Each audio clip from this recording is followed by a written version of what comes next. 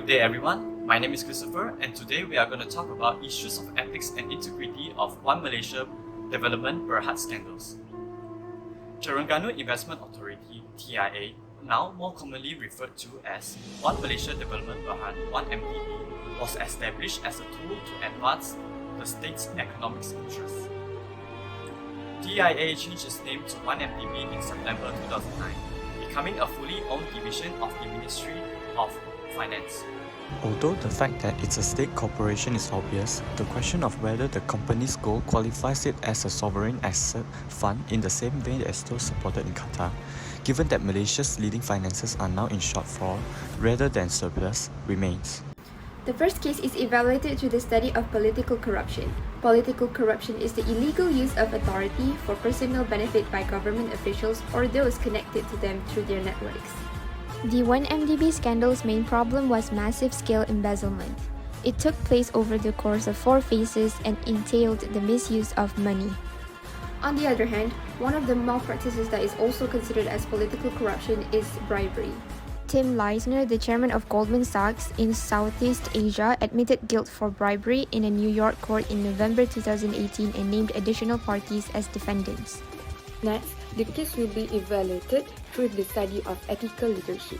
According to Brown et al. 2005, an ethical leader is someone who has the capacity or authority to exhibit morally upstanding behavior in others through their own acts and inspire others to do the same through two-way dialogue, positive reinforcement, and moral decision-making.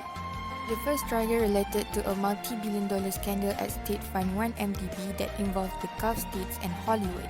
Najib Razak, a former leader of Malaysia, was found guilty of corruption and given a sentence of 12 years in prison.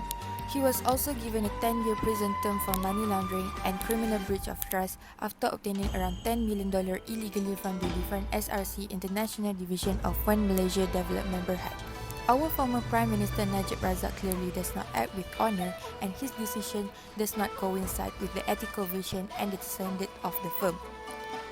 The next section of the study will be evaluated under whistleblowing, which is under the common issues at workplace. What is whistleblowing?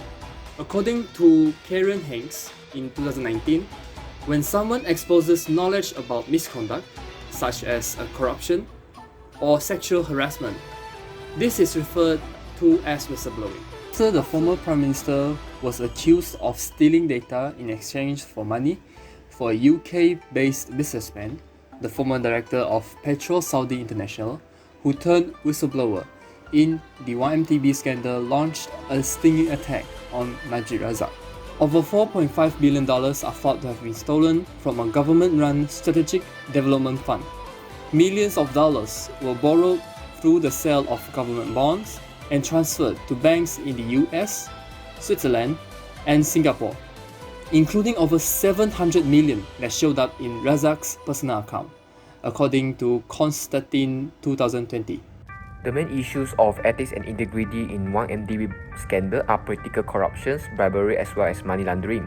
Therefore, strict punishment should be implemented for those who involve in bribery and corruption, as their action will highly affect the future of the country. For example, in China, officers that found guilty on extreme serious corruption cases will be given death penalty if his or her action has caused extremely significant loss to the country. Besides, anti-corruption and anti-bribery education must be provided to all Malaysians since childhood to solve the corruption and bribery problems in Malaysia that has slowly ascending as a culture among us.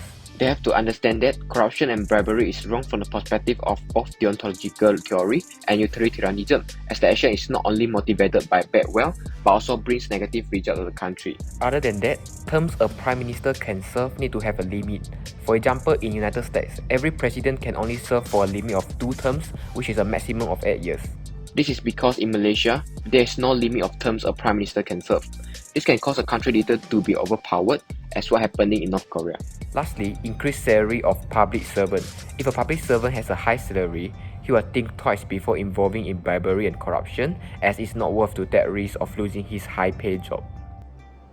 That is all regarding the issues in ethics and integrity of One Malaysia Development Berhad scandals. Thank you for watching.